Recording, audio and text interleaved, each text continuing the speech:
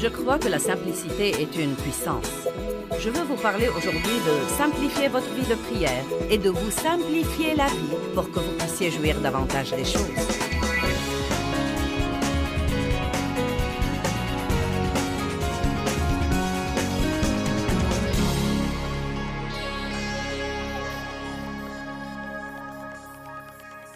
Eh bien, j'ai essayé sur la puissance de la prière simple et je veux vous parler ce soir de la prière simple et de la vie simple.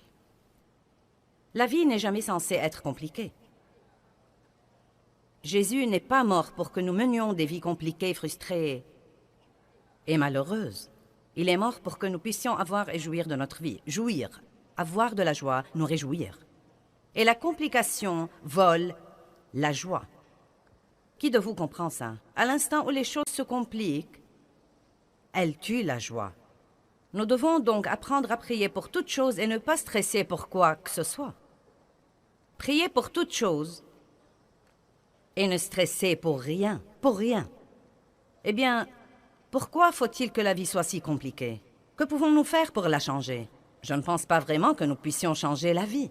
Je suis finalement arrivé à cette conclusion et c'est une bonne révélation. Je pense trop souvent que nous loupons tout ce que nous tentons. Quand nous essayons de faire quelque chose quand on n'y peut rien, nous essayons de changer cette personne pour que nous soyons heureux et de changer cette circonstance pour que nous soyons heureux. Et vraiment, ce que nous devons faire, c'est d'essayer de changer notre approche de la vie.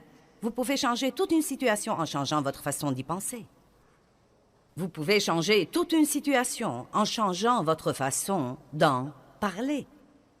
Vous pouvez changer toute une situation en décidant simplement d'adopter une attitude différente à son égard.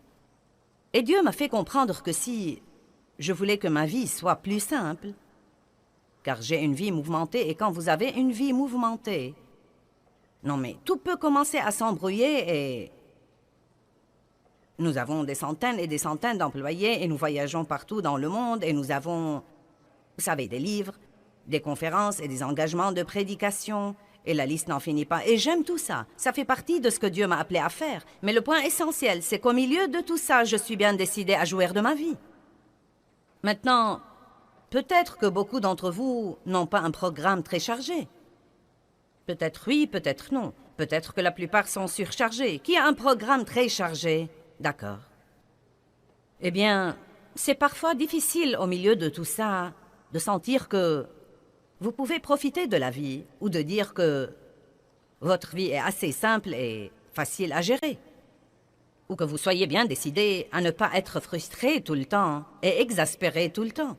Ou que vous soyez bien décidé à ce que votre vie ne passe pas dans une sorte de brouillard. Ou que vous soyez bien décidé à être non seulement actif, mais encore productif. Et donc Dieu s'occupait vraiment de moi quant au sujet de changer mon approche de certaines choses. Les choses n'allaient pas changer. Je devais donc commencer à les voir d'une façon complètement différente. La simplicité veut dire unique, consistant en une seule chose, sans mélange. Vous savez, l'indécision vous complique la vie. Vous prenez une décision, vous changez d'avis. Vous prenez une décision, vous changez d'avis. Vous prenez une décision, vous croyez que Dieu vous a parlé, puis vous doutez que Dieu vous ait parlé. Vous vous faites couper les cheveux, vous aimez votre nouvelle coupe. Quelqu'un vous regarde d'un drôle d'air. Vous regrettez d'avoir coupé vos cheveux et vous restez frustré jusqu'à ce qu'ils repoussent.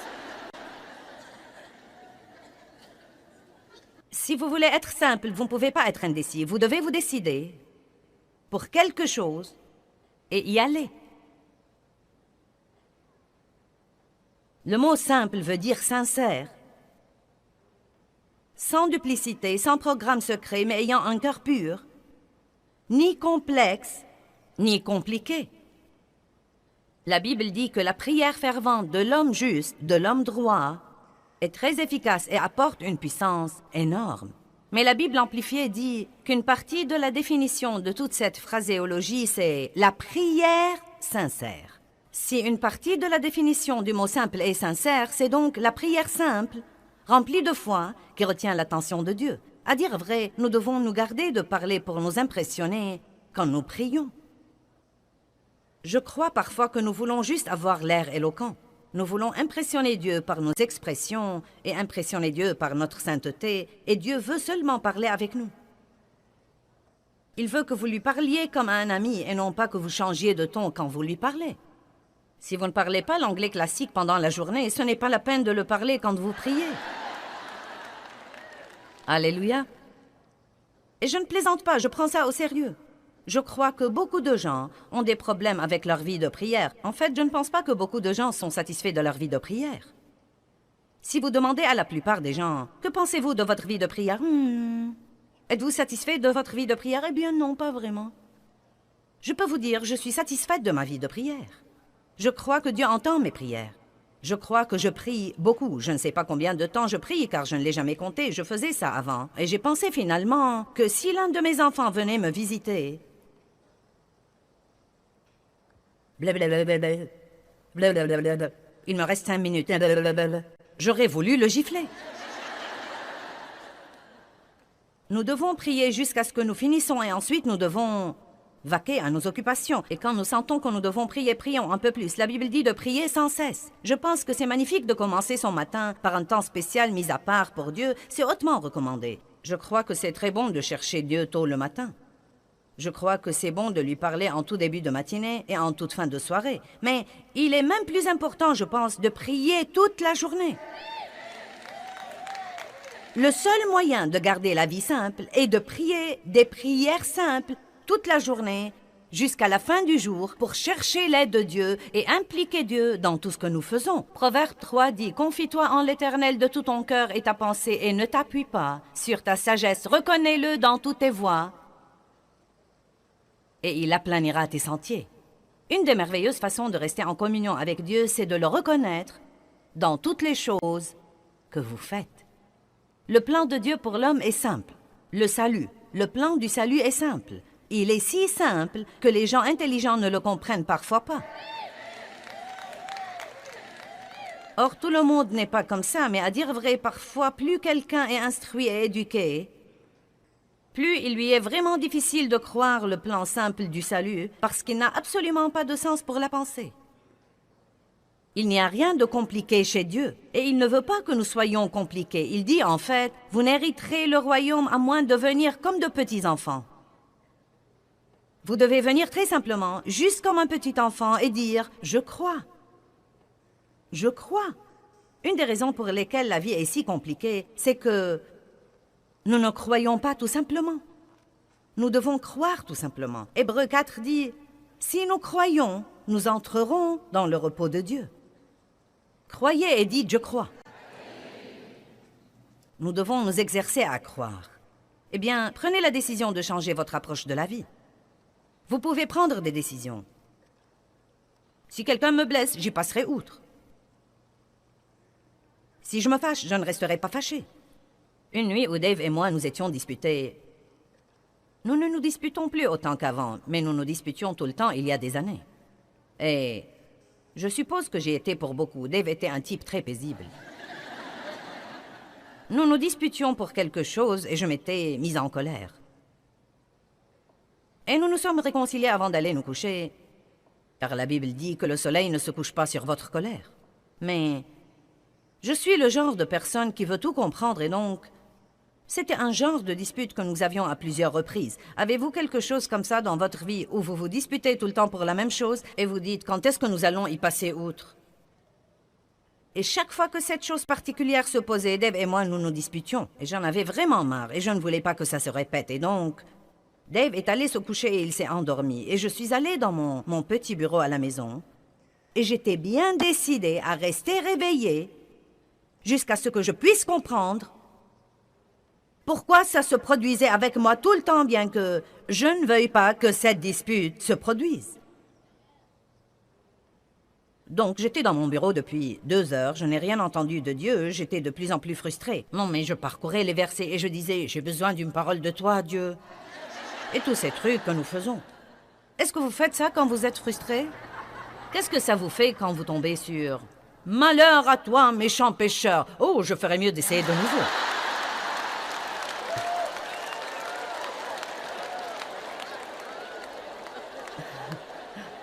Nous sommes tous si drôles. Nous voulons que Dieu nous parle comme ça. Ce qu'il y a de drôle, c'est que parfois, quand vous êtes nouveau dans la foi, il vous parlera comme ça.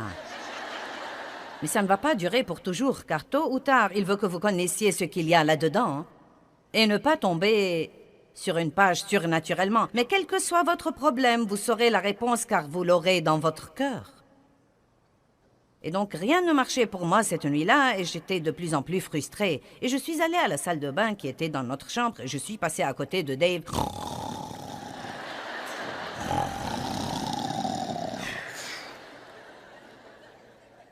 Oh Dieu, eh bien je ne sais pas quoi faire, Dieu. Je ne sais pas quoi faire, je ne peux pas, Dieu. Je ne peux pas supporter que ça se répète, Dieu. Que devrais-je faire? Et Dieu m'a parlé et il m'a dit, pourquoi ne vas-tu pas te coucher et t'endormir comme Dave?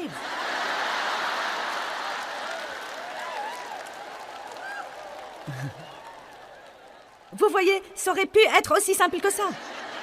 Est-ce que quelqu'un m'entend ce soir? Ça aurait été aussi simple que ça. J'aurais pu prier une prière simple. Dieu, je ne veux pas que ça se répète.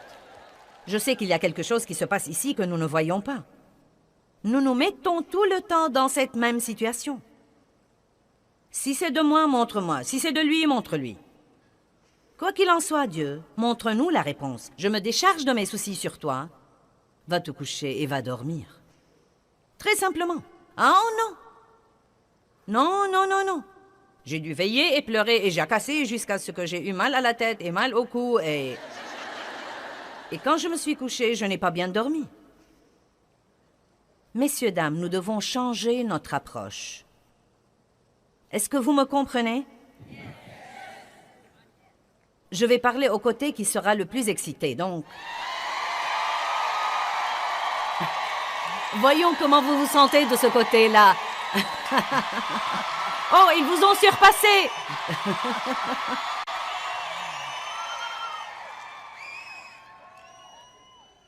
Vous savez, je veux vraiment m'assurer que vous saisissiez ce que je dis. Comme quoi, la vie ne va probablement pas changer. Et je ne veux pas être négative quand je dis ça, mais il y a de fortes chances qu'elle va empirer. Pourquoi? À cause de l'état des choses dans le monde aujourd'hui.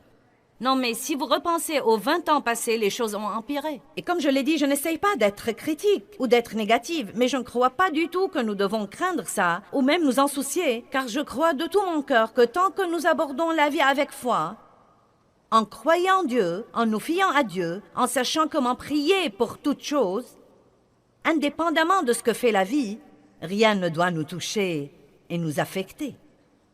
Pas étonnant que l'apôtre Paul ait prié et ait dit, la Bible dit que son but déterminé était de le connaître et la puissance de sa résurrection qui ressuscite l'homme d'entre les morts même pendant qu'il est dans le corps. Que dit-il vraiment? Je suis bien décidé à faire la connaissance de Dieu de telle façon que quoi qu'il arrive autour de moi, je serai élevé au-dessus du problème. Maintenant, c'est vraiment le privilège du croyant, comme quoi qu'il arrive, il ne laisse pas les circonstances le toucher ou l'affecter. Et si vous ne les laissez pas vous toucher, elles n'auront aucune autorité sur vous. J'ai toujours été une personne plutôt compliquée. Je crois que mon enfance était assez compliquée et donc... Peut-être que les choses étaient tellement compliquées pour moi quand j'étais petite que j'avais une opinion compliquée sur toute chose. Et Dieu m'a beaucoup changé et j'apprends tout le temps à simplifier les choses. Mais j'avais en réalité la capacité de compliquer ce qui était d'abord un simple barbecue. Nous aimions Dieu et nous nous investissions dans l'Église. Et après l'Église, le dimanche, j'ai dit à 2 couples, à 4 personnes, je vous invite chez nous dimanche prochain. Après l'Église, je n'y avais pas pensé, je n'avais pas prié là-dessus. Je l'ai juste dit. J'ai pris un engagement. Eh, pourquoi vous ne venez pas dimanche prochain? Bien. Avez-vous jamais fait ça? Et avant que le dimanche ne vienne, pourquoi ai-je fait ça? J'appelle ça la maladie de la bouche desserrée. Vous dites des choses sans réfléchir si vous voulez même les faire ou non. C'est comme quand vous passez à côté d'une assiette de biscuits et vous mettez un dans la bouche. Et vous ne voulez même pas ça, vous le faites comme ça, c'est juste là, donc vous le faites. J'ai dit, « pourquoi vous ne venez pas dimanche prochain? Je vais faire griller quelques hot dogs. » Nous ouvrirons des boîtes de jambon et de haricots et nous achèterons des chips et nous passerons un temps ensemble. Les enfants jouent dans le jardin et nous pouvons jouer aux cartes ou jouer, vous savez, au fer, à cheval ou n'importe quoi d'autre. Eh bien, ça semblait beau, n'est-ce pas? J'aurais probablement aimé ça. Mais j'avais une semaine pour me préparer pour ce barbecue. Et vous savez quoi? En une semaine, le barbecue s'est transformé en un vrai cauchemar. Car pendant ces 7 jours, les hot dogs sont devenus des beefsteaks que je n'avais pas les moyens d'acheter. Les 4 personnes sont devenues 32 personnes, car j'ai pensé à tous ceux que je n'avais pas invités, qui sauront sûrement que je ne les ai pas invités et qui seront certainement blessés et offensés ou même fâchés. Et donc, j'avais maintenant cette réception énorme. Je devais nettoyer toute la maison. À l'époque, nous devions cirer le parquet et les planchers de bois dur. Nous devions les polir tout le temps. Et donc, j'ai dû cirer le parquet, polir les planchers de bois dur, nettoyer la maison. Et vers le milieu de la semaine, je me suis fâchée contre Dave parce qu'il ne m'aidait pas à préparer cette réception énorme que nous allions donner, que j'avais moi-même commencé et dans laquelle il ne voulait rien avoir. Et puis, j'ai voulu qu'il peigne le fond du barbecue et qu'il aille à la pépinière pour acheter des fleurs et planter des fleurs et acheter de nouveaux meubles de jardin, car maintenant, je voulais impressionner tout le monde. Et quand les invités sont arrivés, je ne sentais même pas que je les aimais et je ne voulais pas, en fait, qu'ils soient chez moi. J'étais furieuse contre tout ce groupe pour être venu. Et Dave et moi, nous ne nous parlions pas. Et j'avais hâte de les voir partir. Et j'étais maniaque en matière de propreté. Et tout le temps qu'ils étaient là, je nettoyais sous leurs pieds, je balayais le plancher pendant qu'ils mangeaient. Et quand ils posaient leur tasse, je ne me fichais pas mal de ce qui en restait, je les prenais.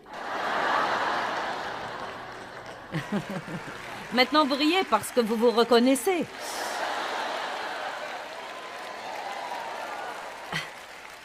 Je vais vous poser une question. Est-ce que cette réception compliquée était la faute de la vie? Oh, bon Dieu, si seulement je pouvais vraiment jouir de ma vie. Je suis la seule à faire tout le travail ici. Non, mais si seulement je pouvais jouir de ma vie. Allez à Luc chapitre 10. Oh, vous savez où nous allons, n'est-ce pas? Certains d'entre vous le savent. Marthe, Marthe.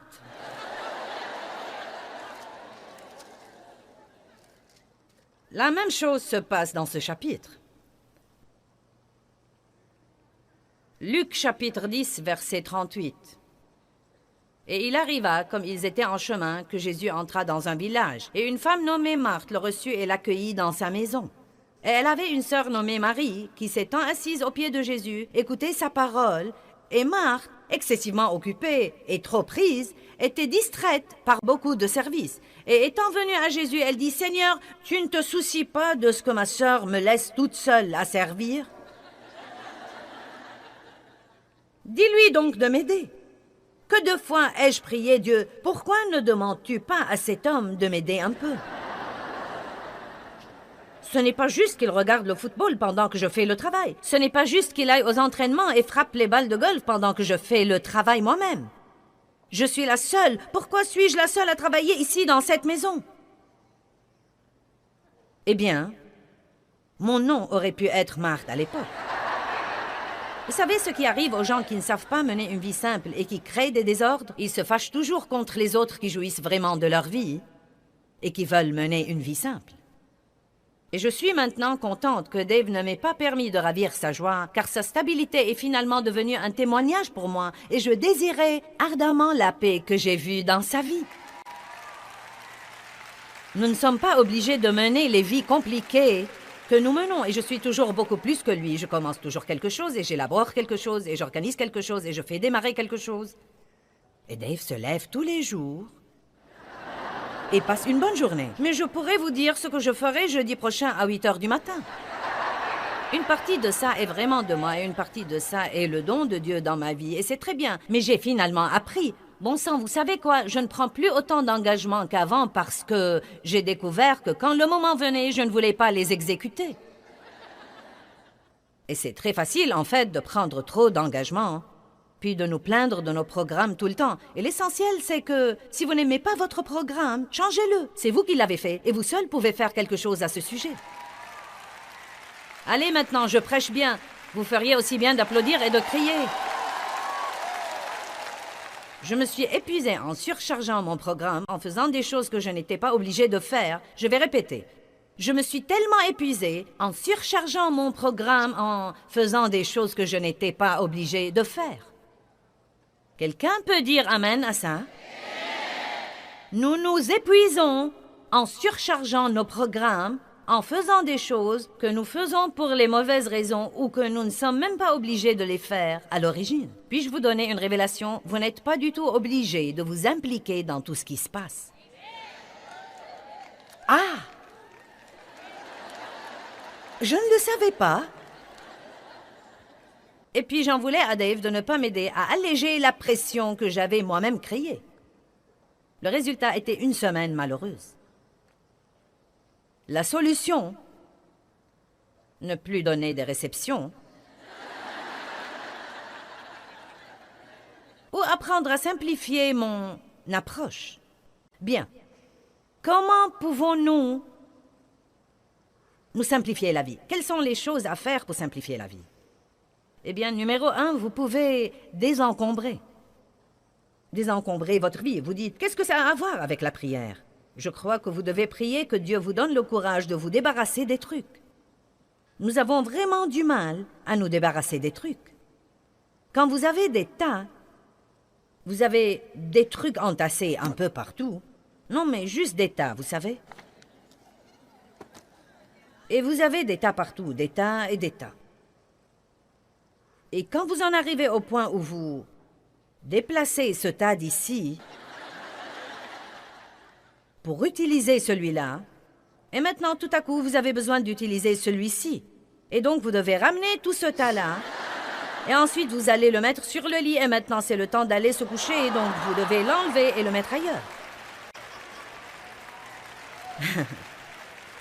Vous le mettez sur la machine à laver. Puis, vous vous rappelez que vous avez des vêtements dans la machine à laver. Vous l'enlevez pour accéder à la machine à laver.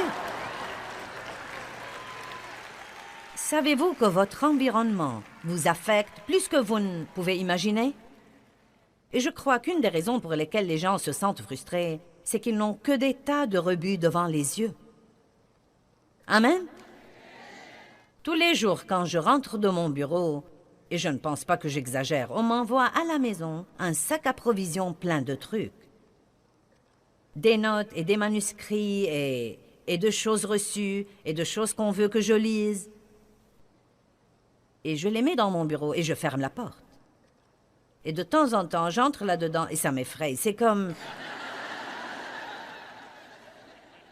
Et parfois, je m'arme de courage pour entrer. Et si je laissais certains de ces trucs tranquilles assez longtemps, le problème se résout tout seul et je ne sais même pas ce que c'était.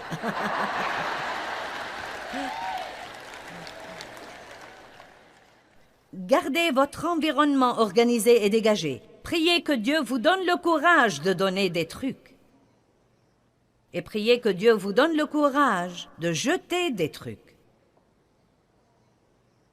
Si tout ce que vous faites, c'est de les déplacer d'un endroit à l'autre, c'est que vous n'en avez pas besoin. Une autre chose que vous pouvez faire pour vous simplifier la vie, c'est de prier Dieu de vous aider à discerner entre les choses dont vous devez vous occuper et celles que vous devez laisser tranquilles. Ne vous faites pas des taupinières des montagnes. Ce n'est pas la peine de corriger vos enfants chaque fois qu'ils font une erreur. Ce n'est pas la peine de le leur signaler chaque fois que quelqu'un dans la maison laisse quelque chose dehors et ne le range pas.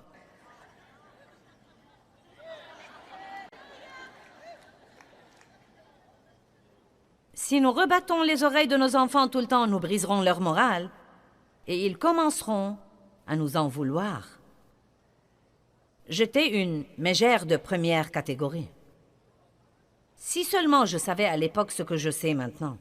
Je ne le savais pas, mais j'espère pouvoir l'enseigner à certains d'entre vous pour qu'elles ne fassent pas les mêmes trucs idiots que j'ai faits. En fait, je ne laissais rien tranquille. Chaque fois que quelque chose n'était pas fait comme il faut, si quelqu'un oubliait quelque chose, s'il ne le faisait pas comme il faut, s'il ne le rangeait pas, je devais dire quelque chose.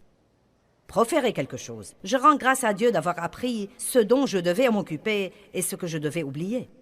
Et croyez-moi, ma vie s'est beaucoup améliorée parce qu'il y a des choses que vous devez simplement laisser tranquilles. Vous devez prier là-dessus et les laisser tranquilles et donner à Dieu l'occasion de s'en occuper. Quelqu'un sait de quoi je parle?